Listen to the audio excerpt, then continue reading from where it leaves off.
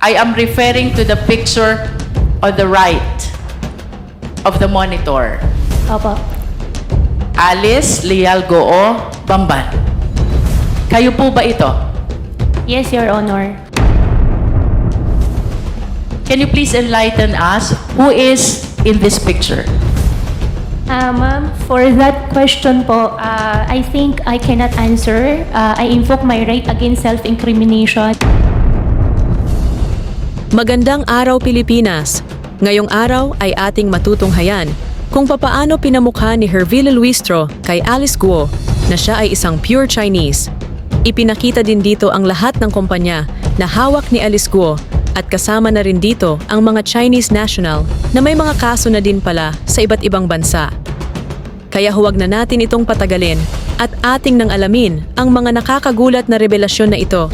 At kung bago ka pa lang sa ating channel, pindutin mo na ang subscribe button upang ikaw ay laging updated sa mga napapanahong pangyayari sa ating bansa, Pilipinas.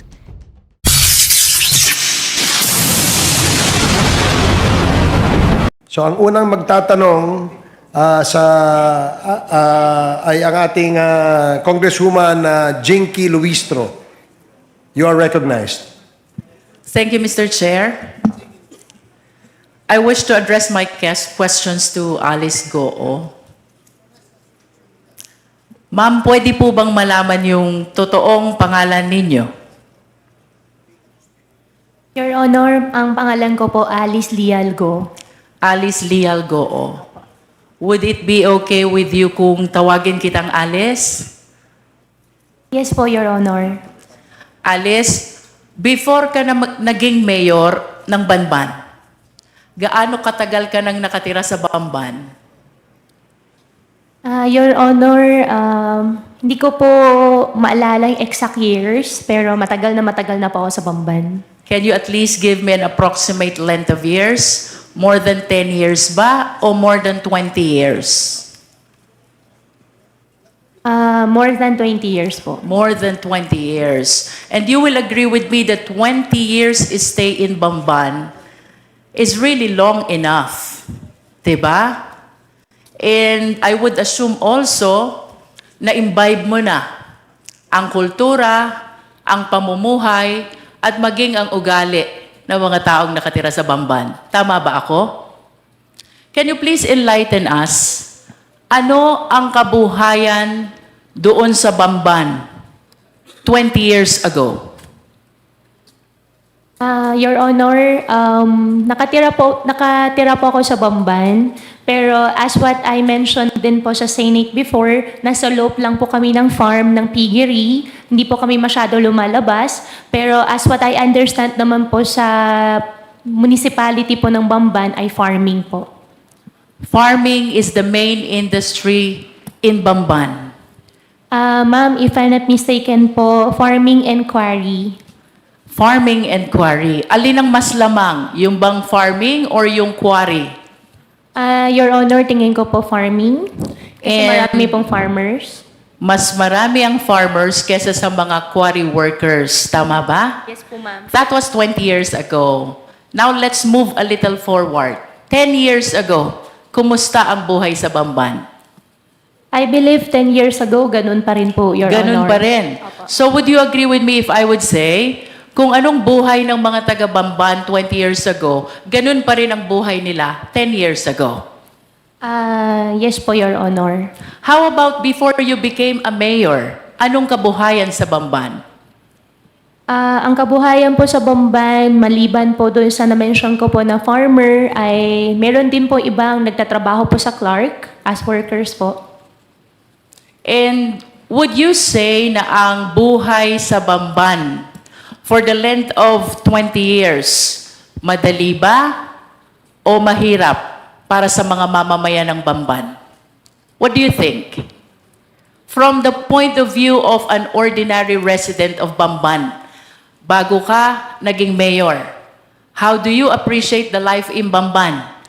Madali ba? Masagana ba? Mahirap ba? I believe, Your Honor, hindi po madali para sa kanila at tingin ko rin po, marami pa rin po yung mahihirap. So, you will agree with me if I would say, mahirap ang buhay sa Bamban. Your Honor, tingin ko po hindi naman po lahat, pero for sure po meron po.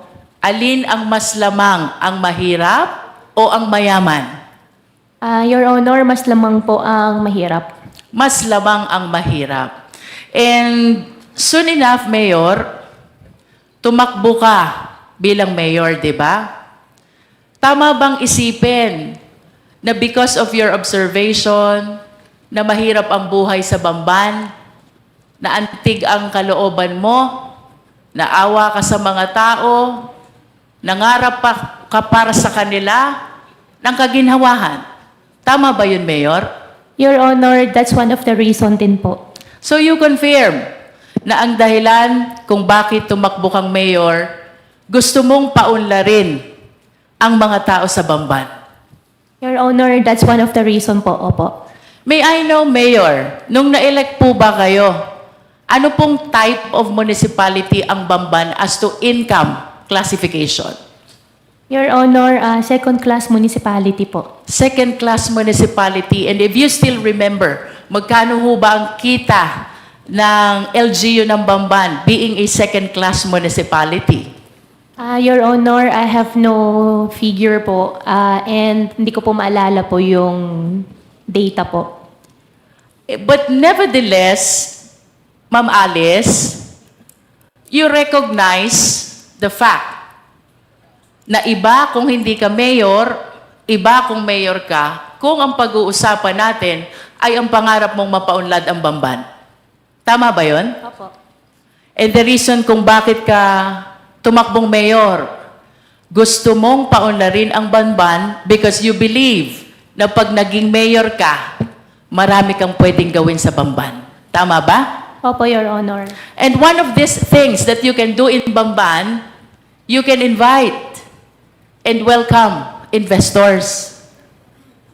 And naniniwala ka rin na itong mga investors na ito, itong mga business establishments na ito ang magpapayaman sa Bamban at ito ang magpapaalwan ng buhay ng mamamayan ng Bamban. Tama ba?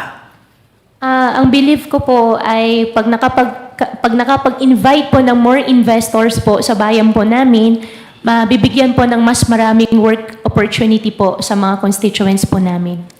And let us move forward, Ma'am Alice, 2022. Tumakbo ka na at umupo ka na bilang mayor.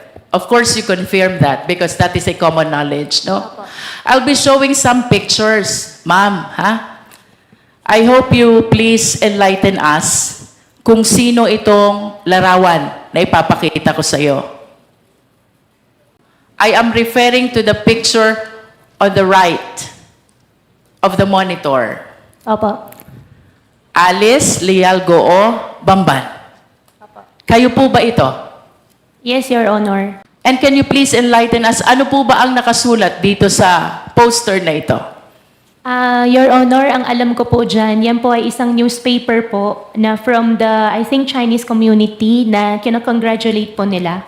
Yung daddy ko po. Yung dad ko po kasi isang Chinese. And why are they congratulating your dad who is also a Chinese?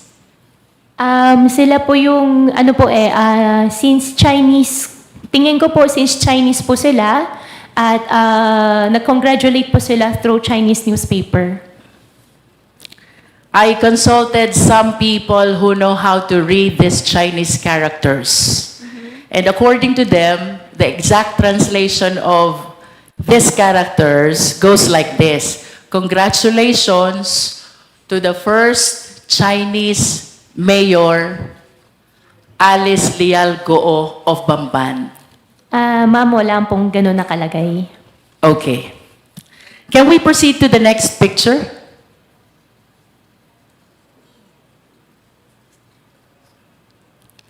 Can you please enlighten us who is in this picture? Ma'am, for that question po, I think I cannot answer. I invoke my right against self-incrimination since may pending case po sa akin about the citizenship. About the citizenship. But would you agree with me if I would say, kamukha mo yung nasa picture? Ma'am, I will not confirm po. Let us proceed to the third picture.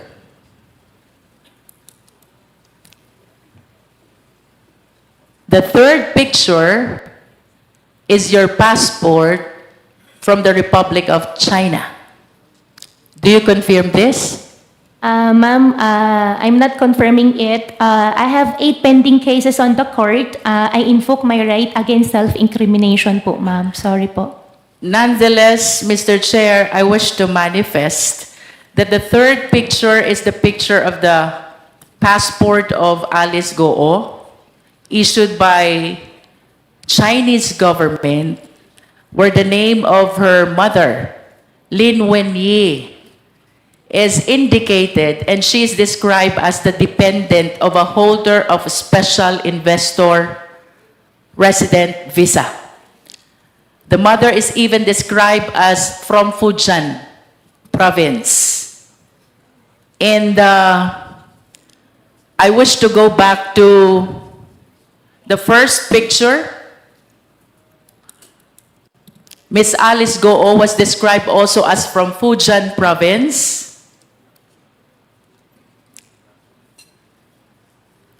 And I understand that Miss Alice Goo acknowledged only the first slide and refused to identify the second and the third slide. Nonetheless, Mr. Chair, I wish to manifest that these documents are evidence to show that indeed the nationality of Ms. Goo is Chinese. Nonetheless, Mr. Chair, in order to realize her intention, run to a public position, bring growth and prosperity to the municipality of Bamban, including the people who lives thereat, Miss Alice Goo allowed, if not she's the one who purposely caused the same, the late registration of his birth, and even the application of her Philippine passport. I understand, Mr. Chair, that the right to run to a public office is a right which is exclusive to Filipino citizens. And I wish to manifest as well that this should be dealt with by law, because this is something which open the country to issues of national security and interest, Mr. Chair. If I may proceed, Mr. Chair, bilang mayor, Ma'am Alice, in line with your vision, paunlarin ang Bamban, bigyan ng kaunlaran ang taga-Bamban. Ano po ba ang mga kumpanya na dumating sa Bamban during your time as mayor of Bamban? During my time po, dumating po ang Jollibee, dumating din po ang McDonald's, dumating din po si RCS po na isang supermarket chain, and supposedly may mga darating pa mga factories and restaurants po, ma'am.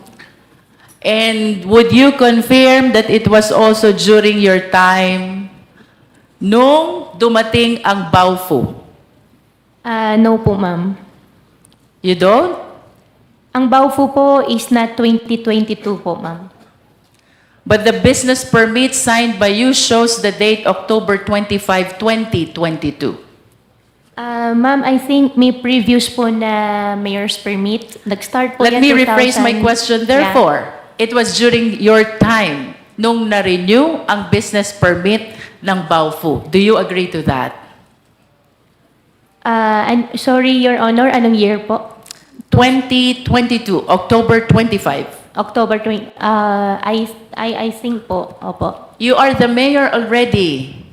As a matter of fact, if the secretariat can show the business permit of Baofu was signed by Miss Alice Goo in her capacity as mayor. And would you confirm as well na yung Zunyu One Tech dumating din at naisuhan ng business permit during your time? Your Honor, I issued the mayor's permit for Zunyu 1 because meron po silang PACCOR license po na pinakita po sa amin. May we direct the resource speaker, Mr. Chair, to limit her answer to the question. The question, Ms. Alice Goo, is, pinatototohanan mo ba na sa panahon mo bilang mayor, June 27, 2023, na-create ang Zunyu 1 at na-issue ang business permit?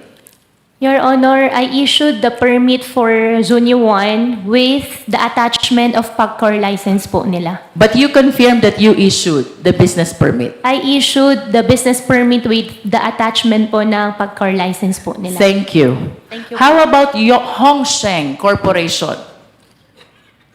When was this established? Your Honor, for Hongsheng, I'm not sure with the exact date po.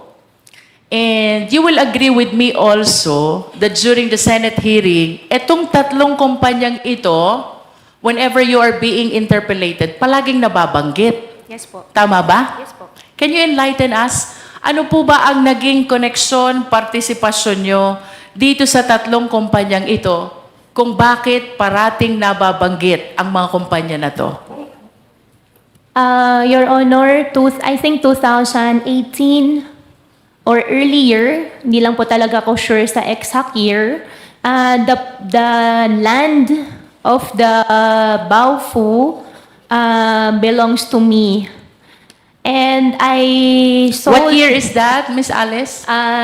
Your Honor, 2018 or 19. 2018. You are the owner of the land of Baofu. Of the land. 2018. Yeah, 18 or 19. You are not yet the mayor. I'm not yet a mayor. Okay. In 2021, I divest the entire property to the corporation po.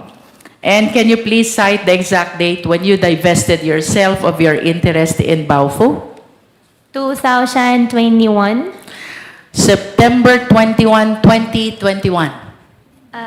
I believe so po, ma'am. And that is 7 days before you filed your certificate of candidacy for mayor of Bamban. Okay. What therefore is the significance of your ownership of this land with respect to Baofu, Hongsheng, and Sunyuan? Ano pong kahalagahan ng pag-aari nyo? Your Honor, after year 2021, I owned the land before year 2021. After year 2021, wala na po ako pag-aari. Hongsheng, I don't belong. Zunyu 1, I don't belong din po. What therefore is the connection of Baofu with Hongsheng?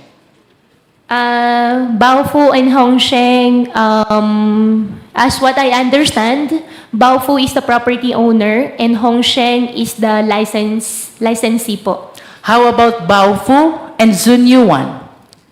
Baofu and Zuanyuan, I think, if I'm not mistaken, the documents they showed us is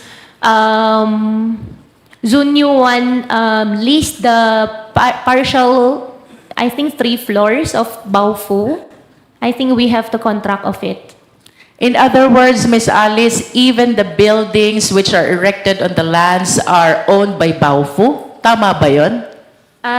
Your Honor, I think I'm not the right person to answer, but as what I understand po from the documents we get from Zunyu 1 before, yes po. You mentioned earlier sometime in 2018 to 2019, ikaw ang may-ari ng lupa. Yes, ma'am. Then sometime thereafter, nilipat mo sa Baofu. We form a company. Ang pinaka-share ko is the property. Ang usapan po namin... What is the name of the company? Baofu. Baofu. Yeah.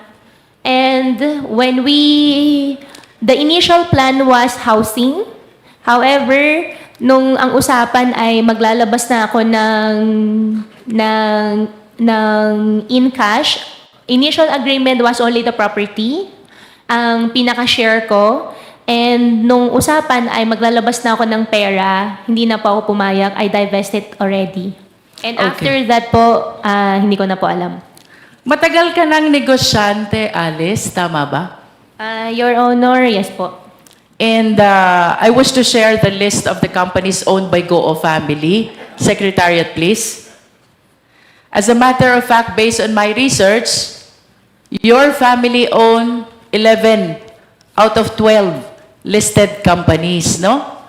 The significant observation, Miss Alice, ang may-ari nung 11, lahat family members.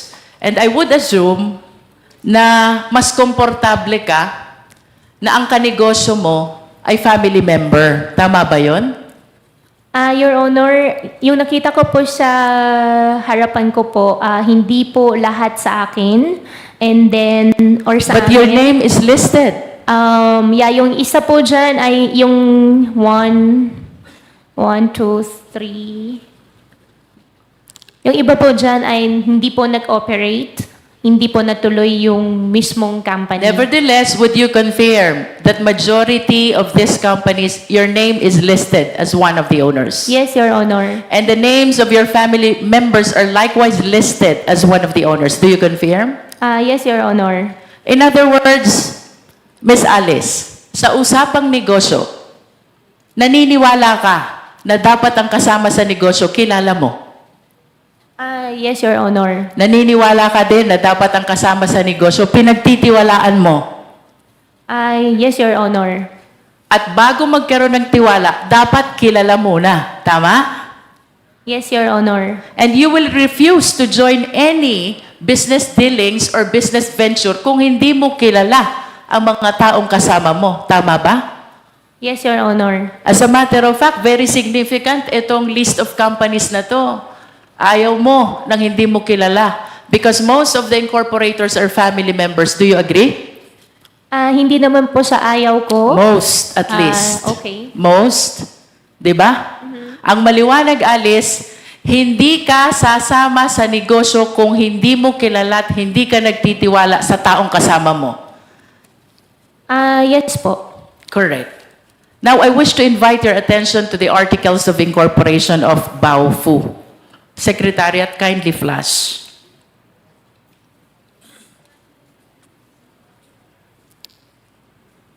Nakikilala mo ba itong dokumentong ito? Yes po, Your Honor. This is the Articles of Incorporation of Baofu, Yes, correct? Yes po. How about the signature across your name? Do you acknowledge that that belongs to you?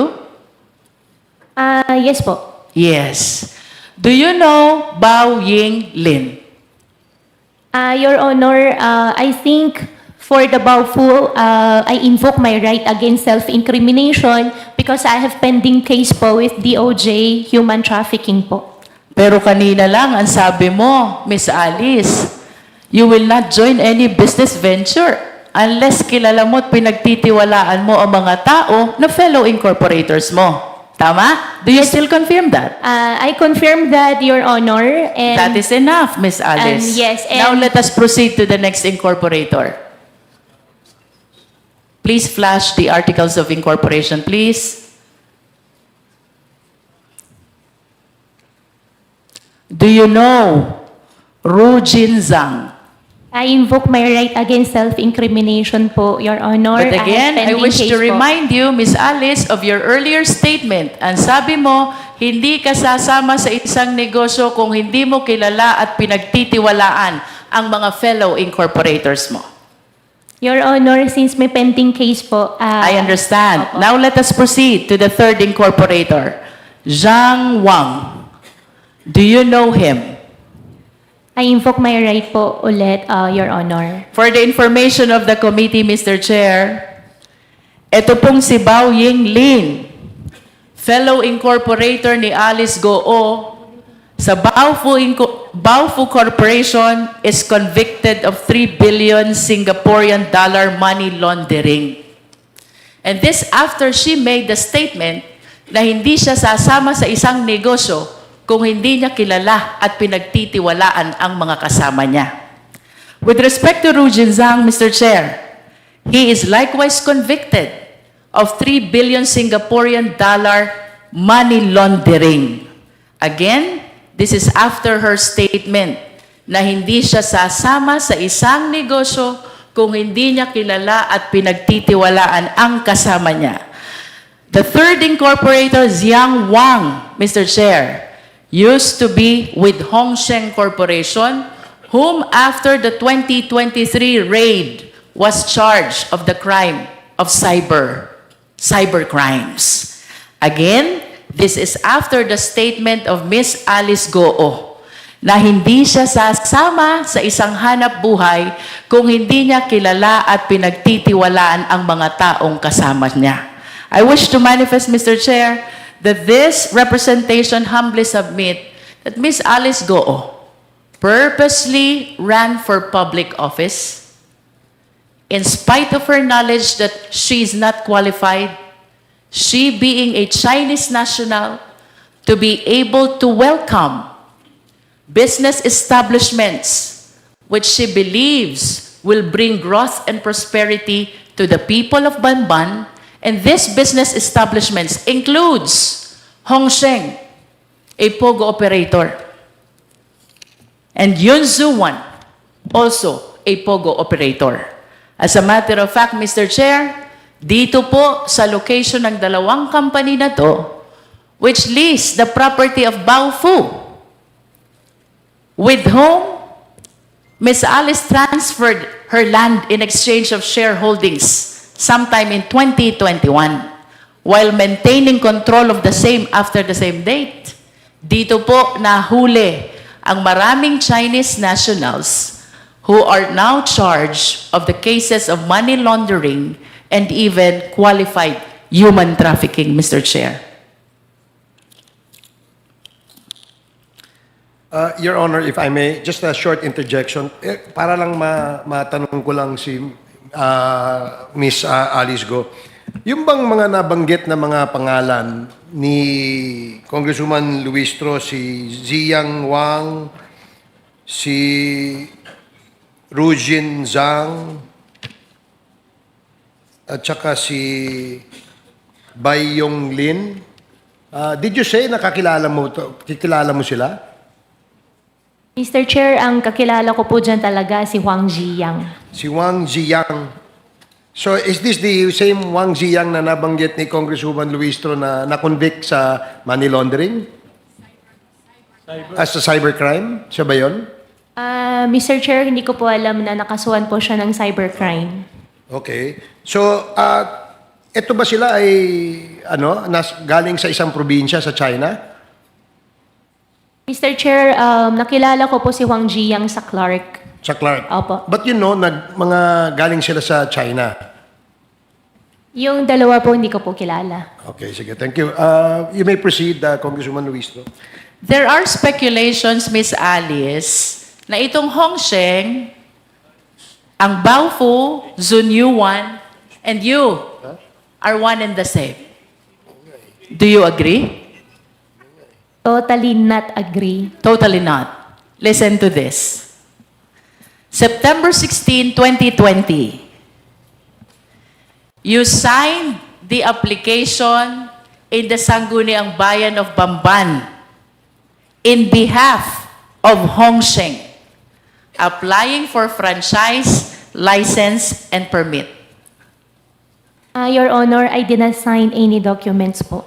You did not I sign. did not sign. However, nakalagay po yung pangalan ko po dyan as representative, but I did not sign any documents po.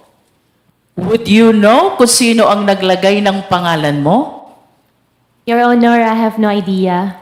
You have no idea. Next, Ms. Alice, February 11, 2021, you executed a lease. Perhaps this is over the property of Baofu with Hongsheng, and during that time, Hongsheng is represented by Telma Laranan. Do you confirm this? Your Honor, regarding Baofu, I invoked my right against self-incrimination po. Third, Ms. Alice, early 2023, Hongsheng was raided because of cybercrime. And one of your fellow incorporators in Baofu, which kanina sabi mo, doon mo transfer yung lupa mo sa Bamban. One of your fellow incorporators, Zhang Wang, nakasuhan ng cybercrime. Do you confirm this? Your Honor, hindi ko kinoconfirm. I have no idea nakasuhan po siya ng cyber. And after ma-raid itong Hongsheng, Zunyuan Technology applied for a business permit on the same address, on the same location. You were the mayor, you issued the permit. Do you confirm? Ma'am, I issued the permit with the attachment of PAGCOR license. I understand. But what is apparent, Mr. Chair, well, there is a document where Alice Goo is described as representative of Hongsheng back in September 16, 2020. This is the first POGO operator. It was followed by a contract of lease signed by Alice Goo with Hongsheng.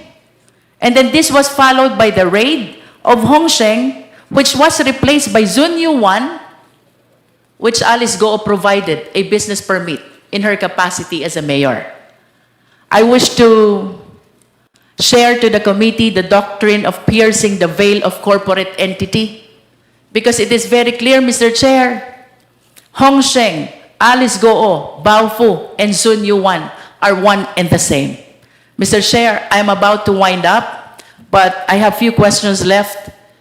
Can we please show the last slide of two personalities with last name Yang? Secretariat, please.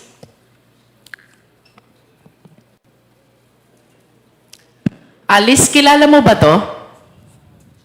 Your Honor, hindi po.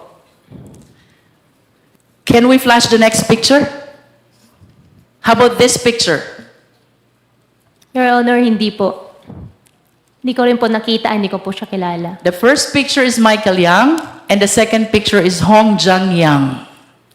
My question for you, bakit may joint account si Hong Jiang Yang, kapatid ni Michael Yang, at si Yu Zhengkan, na manager ng Hongsheng? Your Honor, hindi ko po alam yun. To wind up, Mr. Chair, I wish to make a very short manifestation. This representation might sound repetitive already, but it is apparent that this long chain of perpetration of the crime started with the abuse in the late registration of birth. Ms. Alice Goo was able to procure a birth certificate from the Philippines and even the Philippine passport, which paved the avenue for her to run to a public office. I urge the House, let us strengthen our rules, because if the loose rules on Filipino citizenship, including the rights attached to it, which must be exclusive to Filipino nationals, then we will be at the behest of the perpetrators of illegal activity. To add, Mr. Chair, the fictitious birth certificate even paved way to solicit identification cards from different government offices. That includes the DFA, the BIR, the LTO, and the similar government offices, Mr. Chair. Second, Mr. Chair, the layering by way of registration of various documents, making it appear that they are legit corporation, makes it harder for the Philippine government to verify and even monitor the illegal activities of these foreign nationals, Mr. Chair. So I wish to suggest that we install a monitoring system with the SEC. We wish to recommend to the SEC that they install a monitoring system to make sure that the application for registration is legit, the operation is genuine, and the location is indeed existing. Third, Mr. Chair, illegal activities and illegal POGOs will not proliferate if they are not able to transfer money. So, I humbly suggest as well, Mr. Chair, that we tighten our rules on anti-money laundering. Hindi po sila makakapag-perpetrate ng illegal activities if there are no funds which will fuel their illegal activities. I submit, Mr. Chair. Thank you, Congresswoman Luistro. Mr. Chair, Yes, Senior Deputy Speaker Gonzales. Mr. Chair, Ma'am Alice, biyasa kang Kapampangan? Di Taklamo po. Mga niyan, pila na kang banwa ngayon eh? Kanti lang po, kanti lang po. Ha? Konti lang po. Tinatanong ko kung marunong Kapampangan. Dapat marunong magkapampangan. Marunong mga Kapampangan. Noong nangangampanya ka, Kapampangan yung ginagamit mo. Kasi Kapampangan yung mga taga-Bamban. Opo, may Tagalog din po, Mr. Chair. Tagalog po yung ginagamit ko po nung nangangampanya po, Mr. Chair. Ilang taong ka nung naging mayor ka? 36 po. Ninong pepatagal kaya ka mayor? 2 years. O ninong pepatagal kaya kang mayor? 2 terms? Sino nagpahabol sa'yo ng mayor? Wala naman po nagpahabol po sa akin ng mayor. One is yung childhood dream ko po. Second po, yung former po namin na mayor, si former mayor po namin doon sa Bamban, na graduating po. Nakalasalamat, Alice. Nakalasalamat. Thank you ka. po. Thank you, Congressman Gonzales. The next to interpellate is Congresswoman Migs Nograles. No, Can I just get a point of clarification before, with all due respect to Congresswoman Nograles, of course. Just very quickly lang. Ma'am Alice, kanina po may pinakitang picture sa inyo si Congresswoman Luistro kung saan sinabi ninyo binabati po ng Chinese community yung tatay po ninyo. Tama po ba yon? Opo, doon sa, nakalagay din po yung pangalan ko po doon, Your Honor. Oo. Ang hindi ko lang po masyadong maintindihan, bakit binabati po yung tatay nyo doon sa poster? Ano po, kasi I don't understand Chinese. What was the reason why they were greeting your father? Your Honor, hindi rin po ako masyado sure doon sa mga nakalagay. I think it's better po na kuha na lang po tayo ng isang translator po para doon talaga. Kasi andun din po yung name ko po, ang understanding ko po dyan. Kina-congratulate po niya ako, yung tatay ko, kasi everyone knows naman po yung dad ko po is a Chinese. So kung kinocongratulate ikaw at saka yung tatay mo, bakit picture mo lang po yung nandun sa poster? Your Honor, I have no idea po. Hindi po ako po yung nagpa-publish po. Okay. Yun lang, Mr. Chair, I just wanted to get clarification because I was wondering why they were congratulating the father and yet it was the picture of Mayor Alice Guo on the poster. Thank you very much, Mr. Chair. Thank you, DS JJ Suarez.